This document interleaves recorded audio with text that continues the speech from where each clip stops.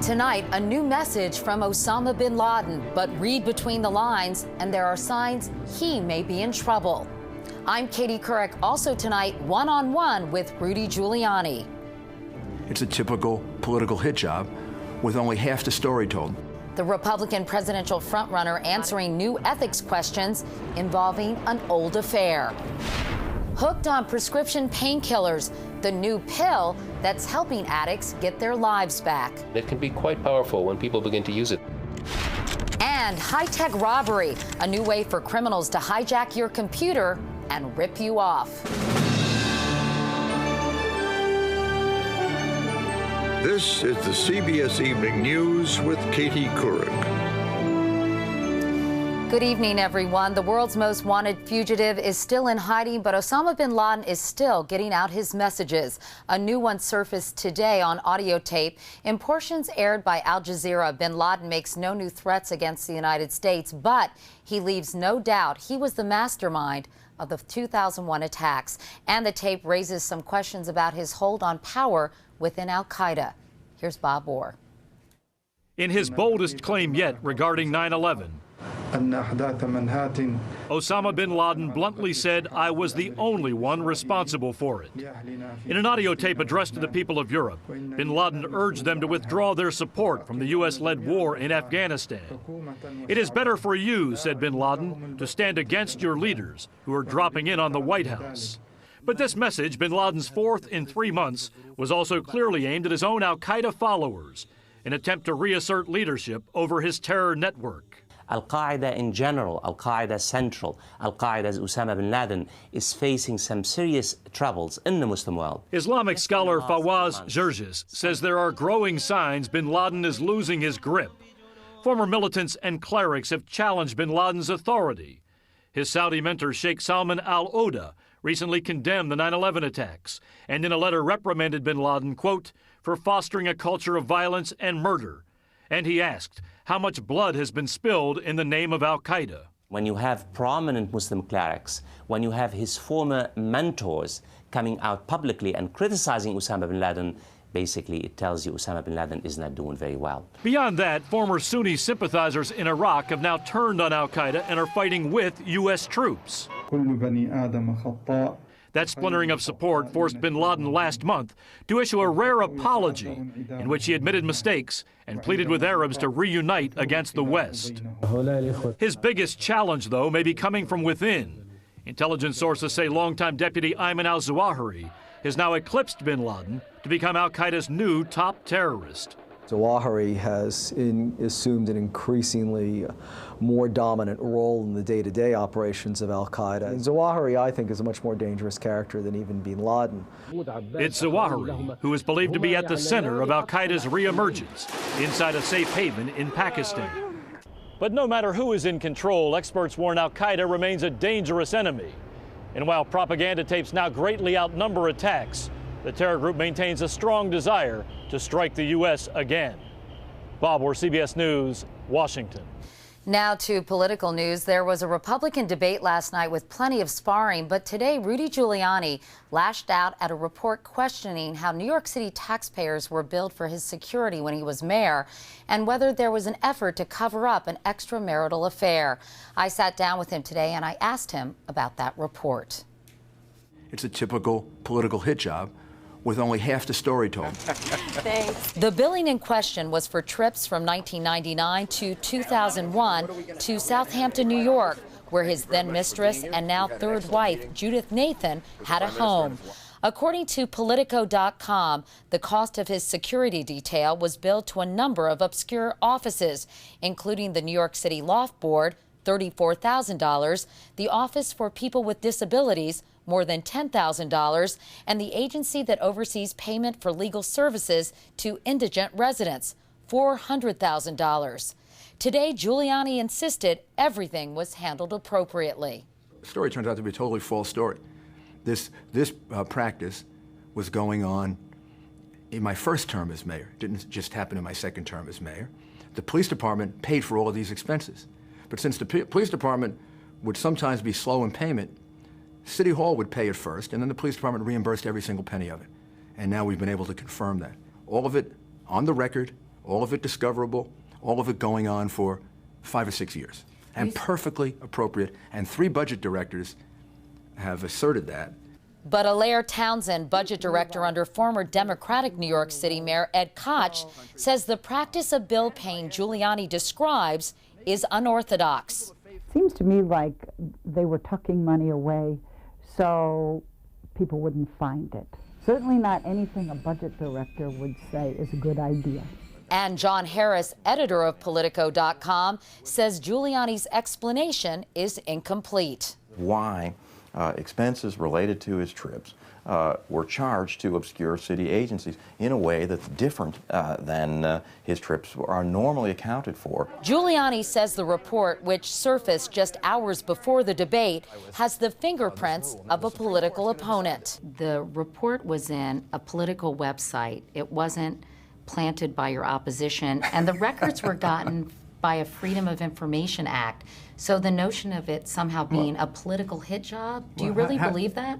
Do I believe that? Of course I believe that. Do I know who did it? No, I don't know who did it. Do you think the motive behind this story is to raise questions about your character because it involves a situation that is, quite frankly, you know, probably one you're not all that proud of? Look, did I expect it? Yes. Did I expect exactly this one? No, because it's not true. And it took 12, 14 hours to show that it's not true, but there'll be others like it. How do you think this will affect your candidacy or the way people perceive you? I think it will show that we do things honestly, honorably, above board. All of this is easily explained, and all of it is very discoverable.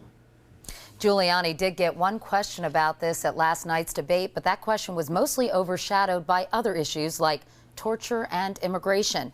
Jeff Greenfield is our senior political correspondent. They may have been debating in Florida, but the candidates' messages were aimed elsewhere. For Mitt Romney and Rudy Giuliani, the targets seem to be Iowa Republicans, where polls say illegal immigration is their top concern. It got testy. But the mayor said, if you happen to be in this country in an undocumented status, and that means you're here illegally, then we welcome you here. We want you here. We'll protect. Then it got personal. For example, at his own home, illegal immigrants were being employed. Yes, if you hear someone with a funny accent, you as a homeowner are supposed to go out there and say, I want to see your papers. Is that what you're suggesting? Fact check. Did Giuliani once welcome illegal immigrants? Yes, most notably in June 1994. Hey, thank you. Now, did illegal immigrants work on Romney's estate? Fact check. The Boston Globe reported last December that a landscape contractor hired by the Romneys did employ at least 3 illegal immigrants. There's no evidence Romney knew or asked. We allowed. For Senator John McCain, the target seemed to be New Hampshire independents, who may have welcomed his challenge when Romney failed to call waterboarding torture. Well, Governor, I'm astonished that you haven't found out what waterboarding is. I know what waterboarding is, Senator. Then I am astonished that you would think such a torture would be inflicted on anyone in our who we are held captive, and anyone could believe that that's not torture. It's in violation of the Geneva Conventions. I want to get rid of the tax code that we've got and make it really different. For Mike Huckabee, now challenging Romney for the lead in Iowa, the target was broader. All those conservatives yet to settle on a choice.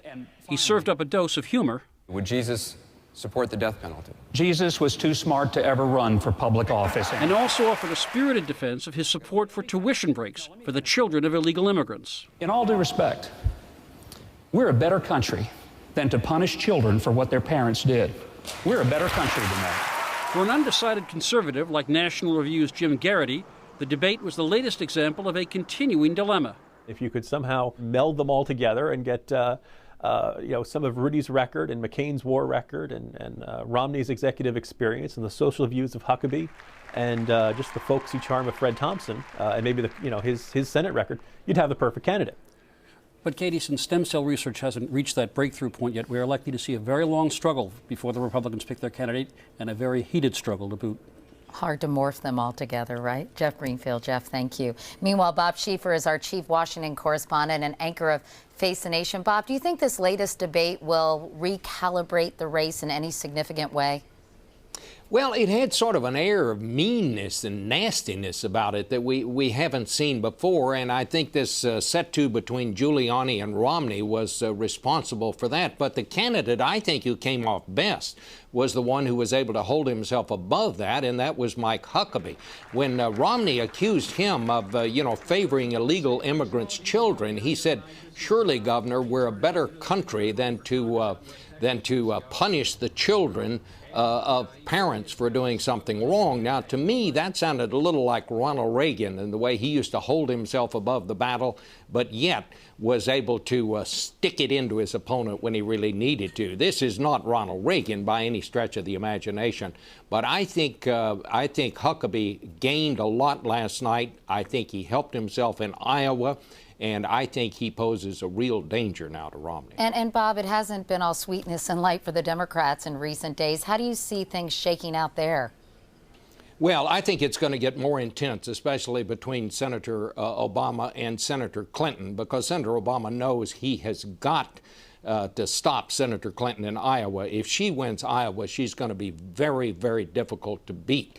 And so I think you're going to see it get very, very intense from here on in. The trick for both of them to show the differences, but not turn it into personal attacks. Iowa voters just don't like that. All right, Bob Schieffer in Washington. Bob, thank you. Meanwhile, Obama says he would love to have a Clinton in his administration. No, not Hillary. Here's tonight's Campaign 08 notebook. In a Time magazine interview released today, Obama was asked whether, if he became president, he'd consider offering Al Gore a job. In a minute, he said. What about Bill Clinton? In a second. Obama said there are few more talented people out there. Late today, Hillary Clinton made a rare appearance before a Christian evangelical congregation in Southern California and spoke about the fight against AIDS. Getting the support of evangelicals may not be easy because of her support for abortion rights and gay rights. In Money Watch tonight, a new forecast for the U.S. economy. The White House today raised its prediction for economic growth this year from 2.3% to 2.7%. It expects the same growth next year, but that's down from an earlier prediction of 3.1%. The slowdown is blamed in part on the credit crunch, and a report on that today shows foreclosures nearly doubled in October over the same month last year.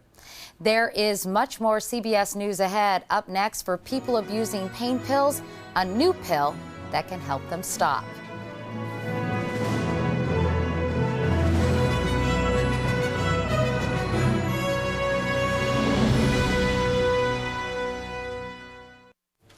As we've been telling you all week, more and more people are abusing prescription drugs, especially painkillers.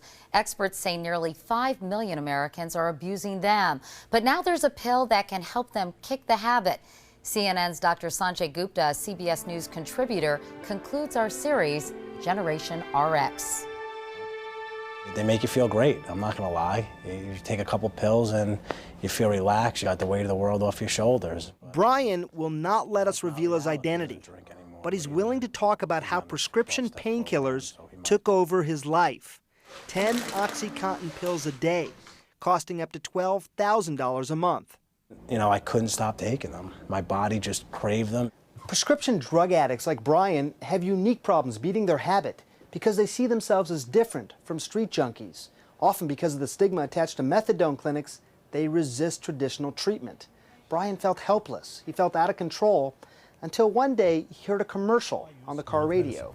Are you having a problem with prescription opiate drugs? By the grace of God, I still say it was my higher power. This ad came on the radio. Seeking adult volunteers to participate in a research study of... I called the next day, and 2 days later I was in the study. So no use of any prescription painkillers since you started the study?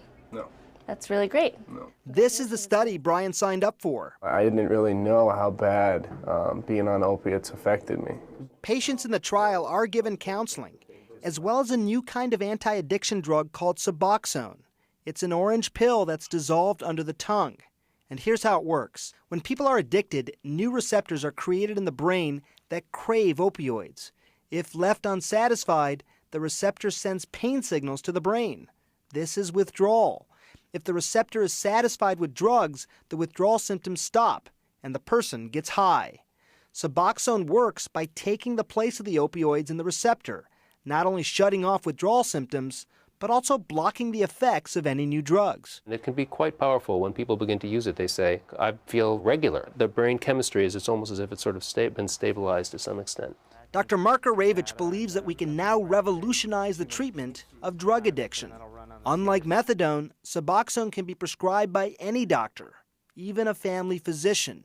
So treatment for addicts can now be convenient and discreet. When you're taking Suboxone, you're not high, you're not in withdrawal, you're at work, you're dealing with your loved ones, you're having regular interactions, you're going about your life. For Brian, that life now involves not only counseling, but a personal inventory as well.